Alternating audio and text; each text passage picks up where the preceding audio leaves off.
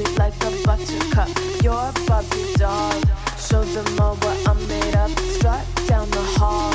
Won't stop till I get enough. Okay, so get this. We're going deep on this lawsuit that could have really, really shaken up the music industry. Yeah. It's Jay-Z, Diddy, and a rape case that ended up dismissed. Wow. Yeah, the kind of case that makes huge headlines and has everyone kind of whispering about it, Yeah, for sure. And I think what's really interesting about this case, right, is how it puts like a spotlight on what happens with the legal system when you bring in celebrity status. Right. You've got these figures who are so influential, a really serious accusation, and the legal strategy.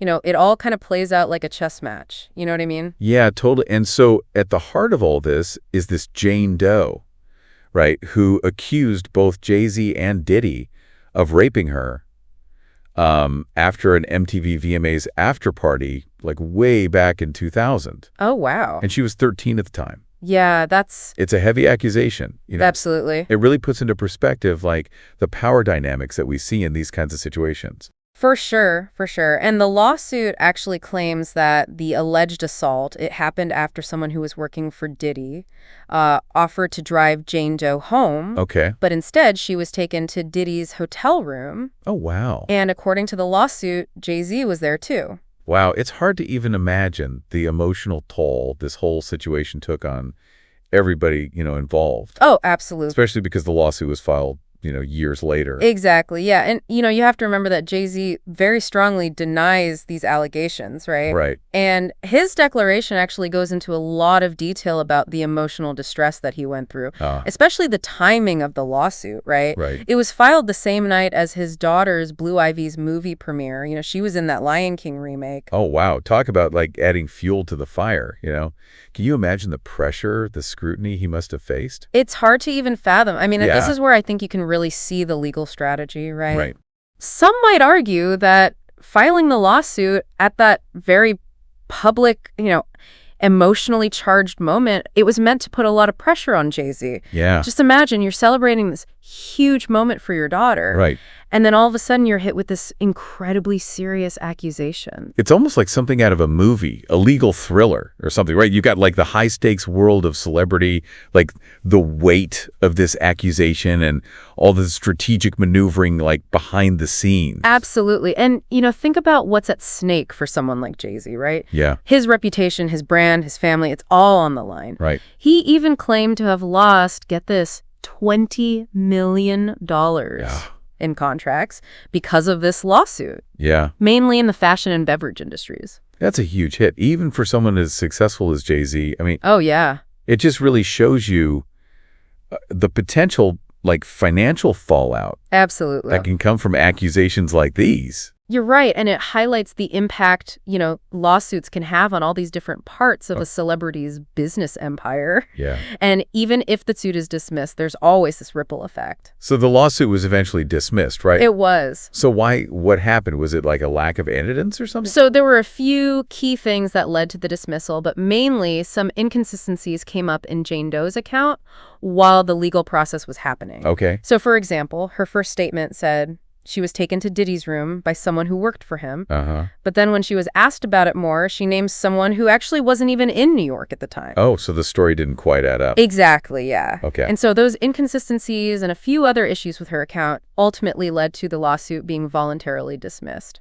So voluntarily dismissed, does that mean like Jane Doe withdrew the lawsuit herself? It can, but in this case, it's more likely that her legal team, after they found these inconsistencies and maybe some other legal hurdles, they decided it was better for them to just drop the lawsuit. Right. And, it's important to remember that a dismissal doesn't automatically mean innocence. Right. But it doesn't mean guilt either. Right. It just means the case wasn't strong enough to continue. That's an important point for our listeners to understand, Sure. Innocent until proven guilty, right? Absolutely. And a dismissed lawsuit, that doesn't change that. Nope. So what was Jay-Z's response to the dismissal? So he called it a victory, but he also talked about how much it hurt his family, saying that the emotional scars, they run deep. Yeah. It's a good reminder that these legal battles, they have consequences that go way beyond the courtroom. You're right. And it brings up a big question. How do we balance the need for justice with the fact that someone is innocent until proven guilty? That's a really complex issue. Yeah. And it's something we're going to talk about more. But first, I think we should talk about Diddy for a second. Okay. He's got his own legal issues going on, and they're pretty different from this dismissed case against Jay-Z. Yeah, you mentioned racketeering, right? Yeah. What does that even mean? So racketeering, basically, it's when you're doing criminal activity as part of like a group Okay. or an organization. It's a criminal business, basically. Oh, okay. And these charges against Diddy, they come from this much bigger investigation with a bunch of people and a ton of different illegal things going on. So we're talking about something way bigger than just like one event or one accusation. Yeah, exactly. Okay. And it's important to understand that the potential consequences with racketeering, Yeah. there's much more serious than the stuff in that lawsuit against Jay-Z. So we've got these two different legal battles. Right. Both with their own, twists and turns. Exactly. So what happened next?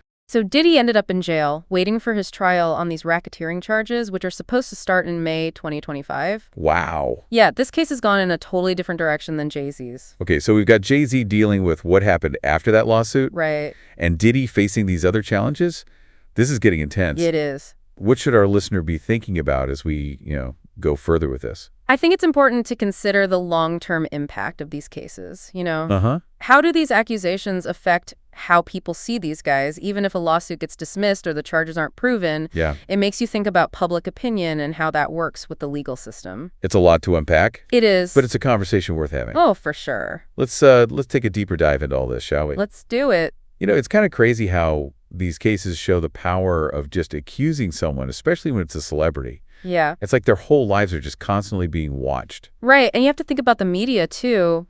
Oh, yeah. Right? Like all the frenzy around these big cases. Yeah. It can be hard to know what's real and what's not when you've got these headlines everywhere and social media blowing up. It makes you wonder, can anyone really get a fair chance when everyone's already decided what they think before anything even happens in court? You've got a point there. Yeah. The idea that you're innocent until proven guilty, that's so important to our legal system. Right. But these days, with news and trends going viral so fast, it feels like that gets lost sometimes. And let's not forget about the victims in these cases. Right. They should be heard and believed, but we also have to make sure things are done the right way legally. Absolutely. It's a tough balance. Yeah. We need to support victims and hold people accountable. Right. But we also need to make sure accusations are really looked into and that the legal process can happen without everyone's opinions getting in the way. So where does that leave someone like Jay-Z? Right. Even though the lawsuit was dismissed, can he really ever escape what people think about this? That's a tough one. Reputations, especially online these days, they're pretty fragile. Yeah. And even when someone's proven innocent or a case is dropped, things can still stick with them. It's like that saying, right? Yeah. You can't unring a bell. Exactly. The information is out there. Yeah. It's hard to control how people see it.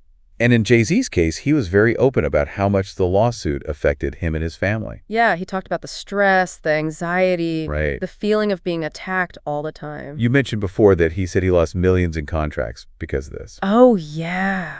What kind of effect did that have on his businesses? Well, you have to remember, Jay-Z's not just a musician, he's a businessman. Yeah. An entrepreneur involved in all kinds of stuff. Right. The lawsuit supposedly messed with deals in fashion, drinks, even his music streaming platform. So it wasn't just about the money he lost. Right. It was about the potential damage to his image, his brand. Exactly. These accusations threatened to ruin everything he'd built. Yeah.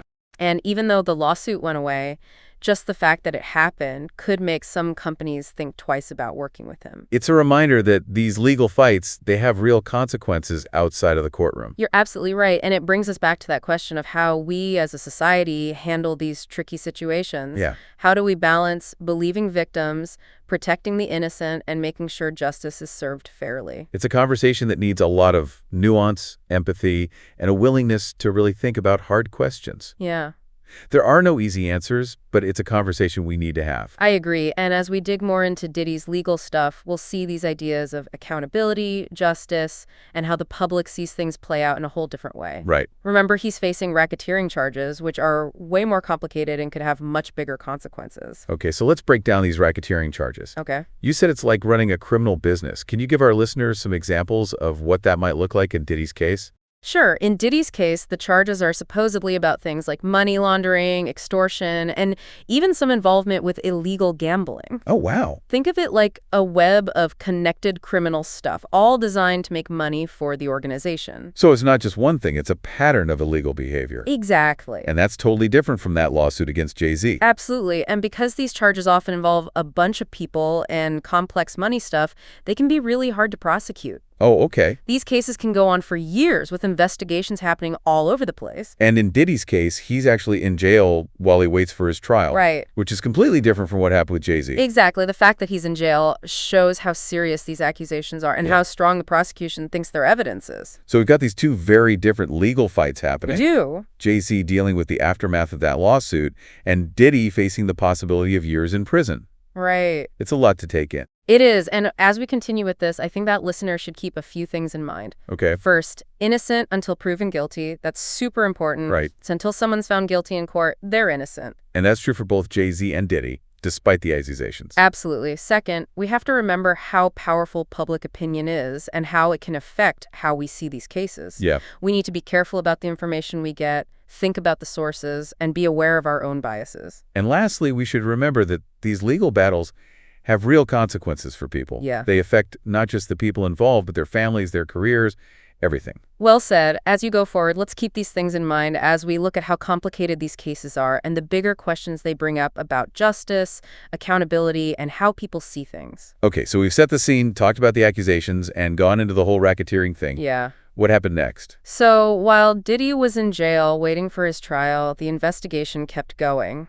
And what they found was a whole network of connections and activities that went way beyond the music world. Wait, so this is even bigger than we thought.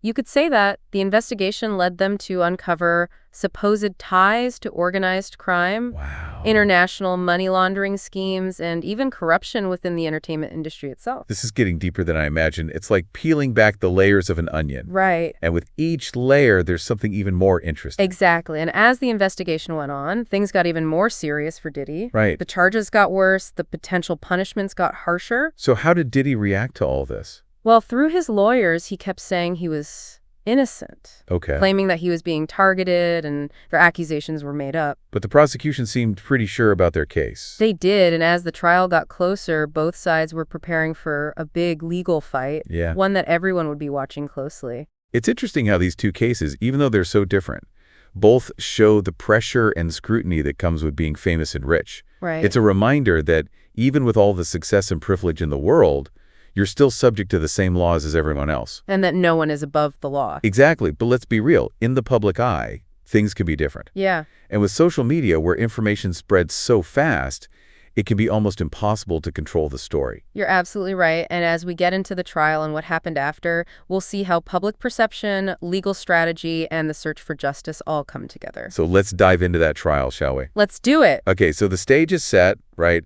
Diddy's in jail, the trial's about to start, and there are all these accusations. Right. And remember those racketeering charges we talked about? Yeah, they were pretty complex. They were. There was a lot of financial stuff, a whole bunch of people allegedly involved. Yeah, it sounded like, I don't know, like a movie or something. Yeah, it had all that. So how did the trial actually go down? So the courtroom basically turned into this battleground. Oh, wow. You had these high-powered lawyers on both sides, witnesses telling their stories, evidence being shown. It was a total showdown. Yeah. And it really caught the attention of everyone, the media, the public, everyone. Diddy, you said he was innocent, right?